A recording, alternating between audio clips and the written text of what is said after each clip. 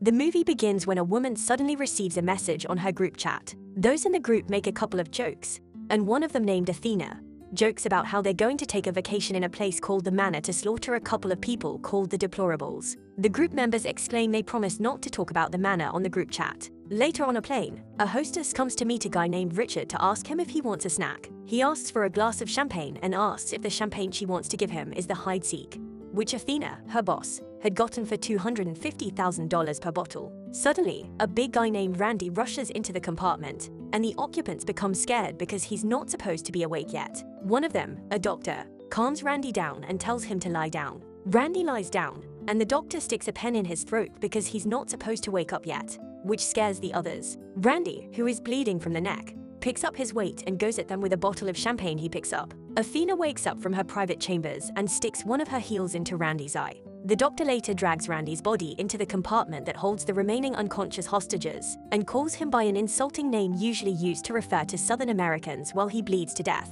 The next morning, a girl wakes up with a gag that has a lock in her mouth. She notices another woman named Crystal nearby, trying to pick her lock. The girl calls out to Crystal, but she just walks away. She follows Crystal into an open field, where she finds 10 other people who have gags in their mouths. They find a crate in the middle of the field, and one of them, named Target, tries to pry it open while the others hide, thinking it's a trap. After Target opens it, a dressed-up pig named Orwell walks out, and they discover an array of weapons inside the crate. As they share the weapons among themselves, the girl finds the keys to the gags on the ground and shares them around. One of the guys, named Trucker, teaches the girl how to handle one of the pistols. They suddenly hear a rifle shot and hide behind the crate. As the girl thanks her stars, a bullet splits her head open right in front of Trucker. One of the guys goes at the attacker, guns blazing, but he gets gunned down. One girl tries to run across the field but gets shot in the foot and impaled in a trap. Trucker runs across the field to help her up, but they both step on landmines and have their innards dispersed across the field. One other fellow named Staten runs away after witnessing the whole madness.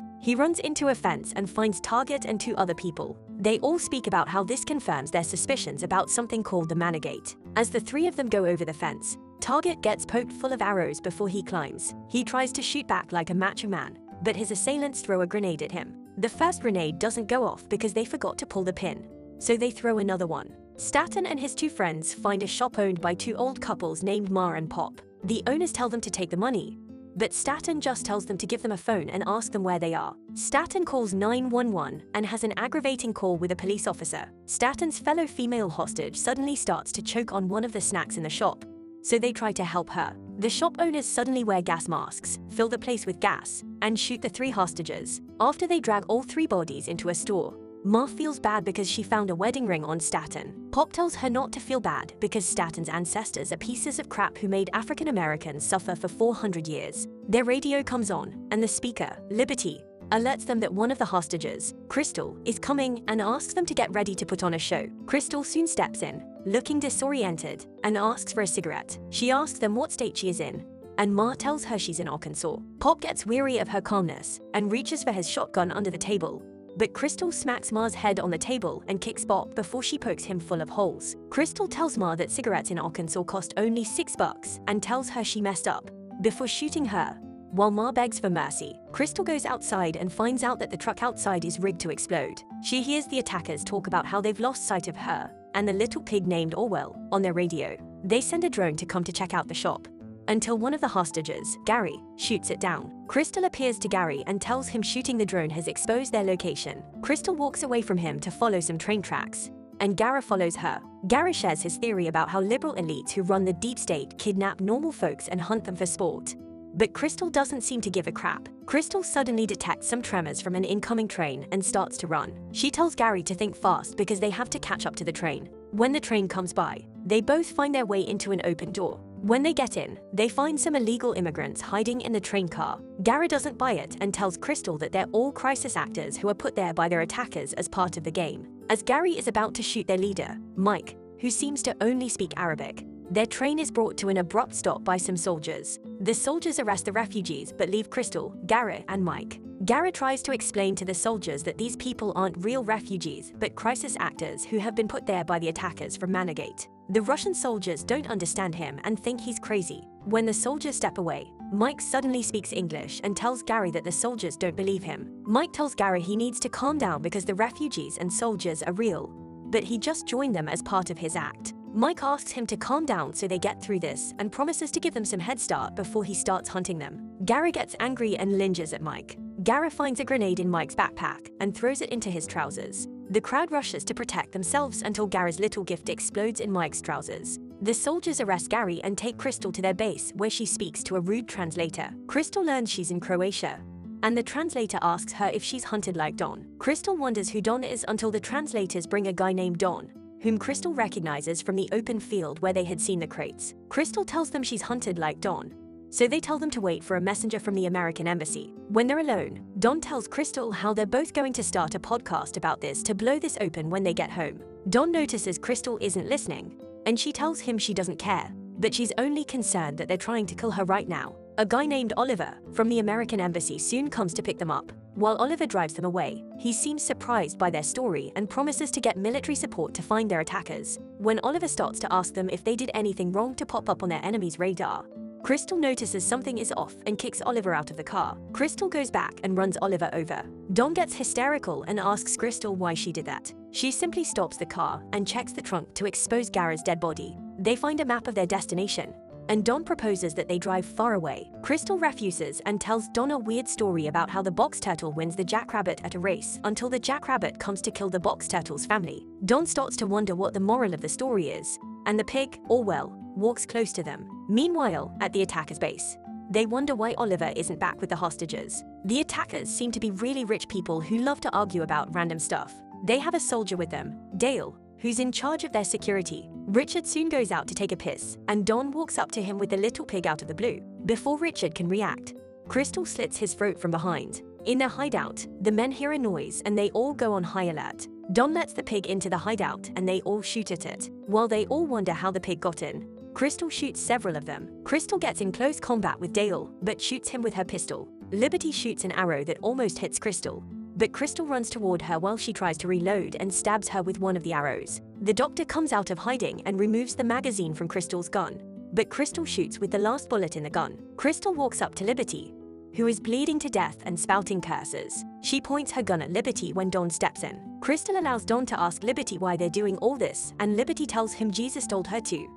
Before Crystal turns her lights off, Athena's voice soon comes through the radio and she asks Don if he has taken out Crystal. Crystal suspects that Don is with Athena, but Don tells her that he doesn't know who's speaking through the radio. They both raise their guns, and Don tells Crystal that they're trying to mess with her head. When Don refuses to put down his gun, Crystal shoots him. Crystal walks up to Dale, who isn't yet dead. Crystal learns that Dale is part of the National Guard and he had trained the attackers. Crystal asks Dale where he can find Athena, but he tells her to go home since she's won. She tells him she's not right in the head, and she doesn't get to express that in her car rental job, so she's looking for a chance to express it. When Dale asks her, Crystal reveals that she fought in the war in Afghanistan, but Dale tells her Athena has been training for 8 months for this, so it's going to be a deadly fight. In a flashback to a year ago, Athena, who is a CEO, gets called in by board members for a meeting. One of them, Paul, tells her about how her friend, Martin, had his account hacked last week. Apparently, Martin's text showed that he was cheating on his wife,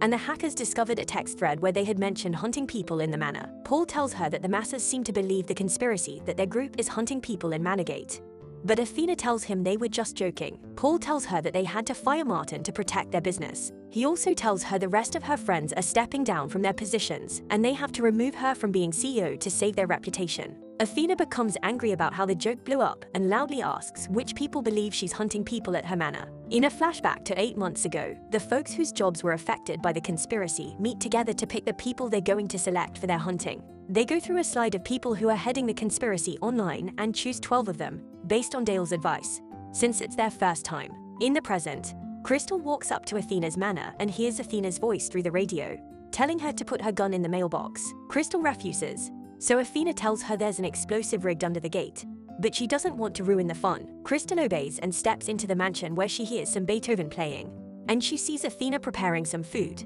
Athena asks her if she killed Don because she convinced her that he was one of them. Athena asks Crystal if she knows who she is, but Crystal tells her she doesn't know her. When Crystal asks Athena if she knows who she is, Athena says her full name and background. When Athena confronts her about posting something about her murdering innocent people online, Crystal wonders why they decided to kill everyone just for busting them online. Athena interjects and tells her the conspiracy wasn't true until southern ignoramuses, referring to them, decided to ruin their lives over a joke. Crystal snickers and tells her she has the wrong person because there's another Crystal back home whose mail she accidentally receives sometimes. Athena refuses to believe her, so they just get right into a knife fight. They throw one another around the kitchen and break a few things. Athena grabs a blowtorch, but Crystal rams her into the wall. Eventually, Crystal tosses one of Athena's popular hide-seek $250,000 champagne at her, so Athena jumps to save it, giving Crystal enough time to kick her halfway through the room. Athena gets frustrated and reaches for a shotgun, which Crystal counts as cheating. Crystal makes a run for it and is almost hit by 2 shots from the shotgun. Crystal lures her into close combat, and Athena injures her with the iron in the gun frame, but Crystal manages to disarm her by throwing both of them over the stairs. When they get down, they get into another knife fight. Athena tries to choke Crystal from behind, but Crystal pushes her weight against her and knocks them both through some glass. They both lie there and decide to take a breather before going at each other's throats again. They later get into a fight, and Crystal almost throws Athena through a glass door, but she doesn't after Athena protests that she doesn't throw her through any more glass. Crystal opens the door and politely kicks her inside. When Crystal corners Athena, Athena secretly picks up a 2-sided sharp object while she's down and stabs Crystal. As Athena gloats over her win, Crystal grabs her and stabs her with the other end of the object. As they both lie on the ground bleeding, Athena tells Crystal to cut the crap and tell her if she got the right person since they're both dying. Crystal reaffirms that she's not the right Crystal. When Athena passes out from all the blood loss, Crystal simply gets up and grabs a bite out of the food Athena was preparing. After she's done, she uses a nearby blowtorch to temporarily seal her wound like a badass. When she's done, she wears some of Athena's clothes and grabs a pistol. She takes Athena's special champagne and goes into her airplane that is parked nearby. She tells the hostess and pilot that their boss tried to kill her but now she's dead, so it's their job to take her home. They gladly oblige since she has the pistol. Later, Crystal tells the hostess to join her as they drink Athena's prized $250,000 champagne. They fly into the sky and the movie ends. What did you guys think of the movie? Do you think there's a deep state conspiracy? Subscribe for more videos like this. Turn on notifications and leave a like. It really helps the channel.